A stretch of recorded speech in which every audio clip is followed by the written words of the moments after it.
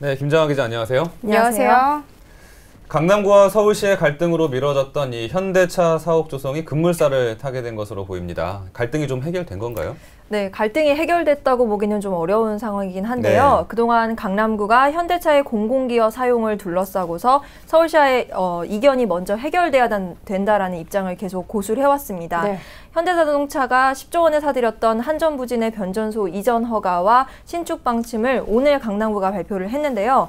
강남구는 한전부지 세주인이 된 현대차를 환영하고 또 세계 최고의 글로벌 비즈니스 센터를 조성하는 데 필요한 자원을 아끼지 않겠다라고 밝혔습니다.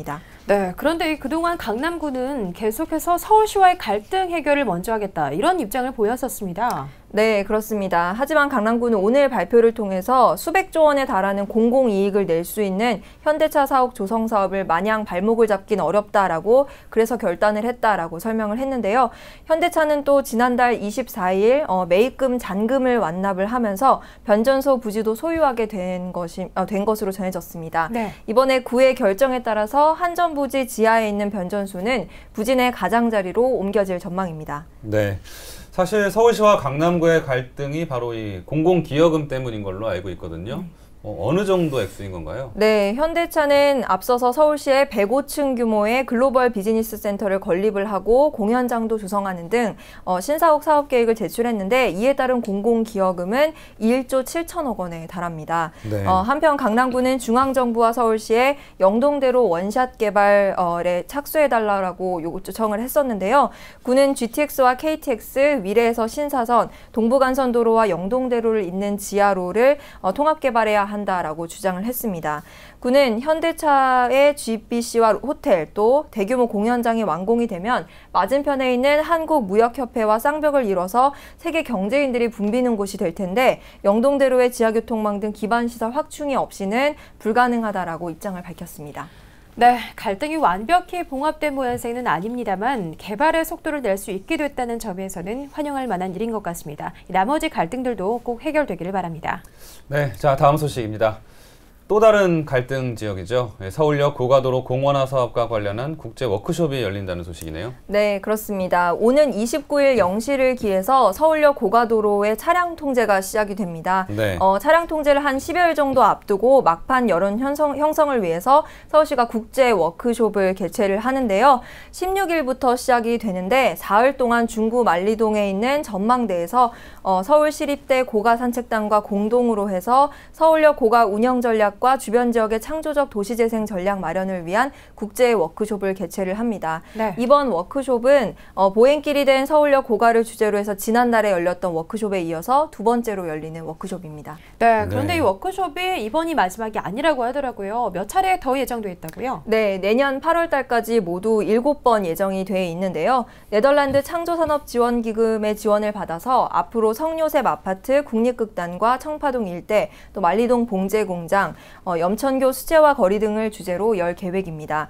워크숍에서 나온 아이디어는 정리를 해서 서울역 일대 활성화 방안에 반영됩니다.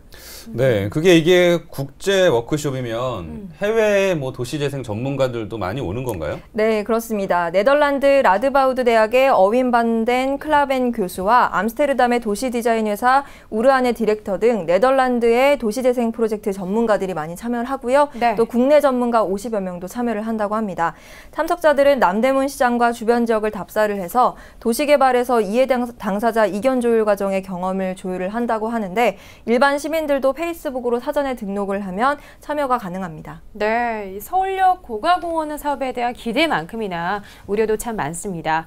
이번에 해외 도시재생 전문가들과의 협업을 통해서 공원화 사업을 둘러싼 많은 문제들이 해결이 좀 됐으면 좋겠습니다. 네, 네덜란드가 도시재생의 선진국인가 봐요. 네덜란드 사람들이 굉장히 많이 오는 것 같은데요. 네, 좋은 결과가 좀 있었으면 좋겠습니다. 네. 자, 마지막 소식입니다. 가끔 시내에서 만나면 기분이 좋아지곤 했었는데 이 아이들도 상당히 좋아했을 거예요. 네. 뽀로로 택시 이제 사라진다고요? 네, 맞습니다. 택시의 부정적인 이미지를 개선하기 위해서 운영이 됐던 뽀로로 택시가 이번 달 28일을 마지막으로 사라지게 됩니다. 뽀로로 택시는 어린이들에게 굉장히 인기가 많은 뽀통령이라고까지 불리는 캐릭터인데 택시 외면에다가 뽀로로 캐릭터를 입혔던 택시인데요. 꼬마 버스 타요 이미지를 그린 시내버스가 인기를 끌면서 연이어서 도입이 됐었습니다. 서울시는 지난해 12월부터 올해 5월까지 때까지 운행하기로 했던 뽀로로 택시의 예약 서비스를 올해 2월 달에 앞서서 중단을 했었는데요.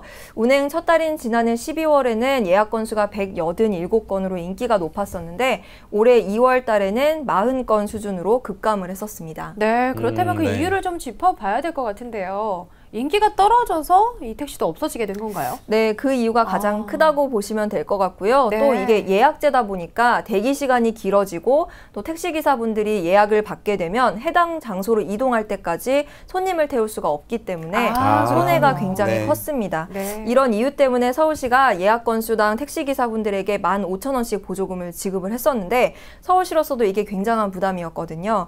그래서 결국 폐지가 되는 겁니다.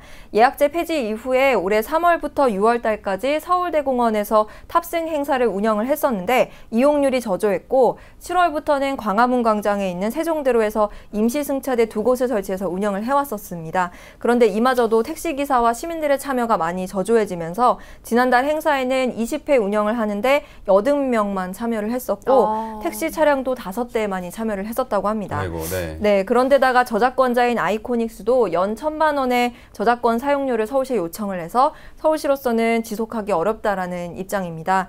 또 큰 인기를 받았던 만큼 사라진다고 하니까 시민분들 좀 아쉬워하실 수도 있을 것 같은데요. 네. 뽀로로 택시의 마지막 모습 궁금하신 분들은 오는 28일 낮 12시부터 4시까지 광화문 광장으로 오시면 되겠습니다. 네, 그러고 보면 타요버스는 어느 정도 성공을 했는데 그러게요. 지금 보니까 뽀로로 택시는 어떻게 보면 좀 실패했다라고 생각을 할 수도 있을 것 같아요. 네. 그래서 많은 분들이 또 아쉽고 아유 또 언제 타보나 싶으실 텐데요. 네. 28일에 광화문 광장에서 마지막으로 뽀로로 택시 탈 수 있다고 하니까요. 관심 있는 분들은 좀 기억해 두시면 좋겠네요. 네, 지금까지 수도권 이슈 브리핑 김정아 기자와 함께했습니다. 김정아 기자 고맙습니다. 고맙습니다.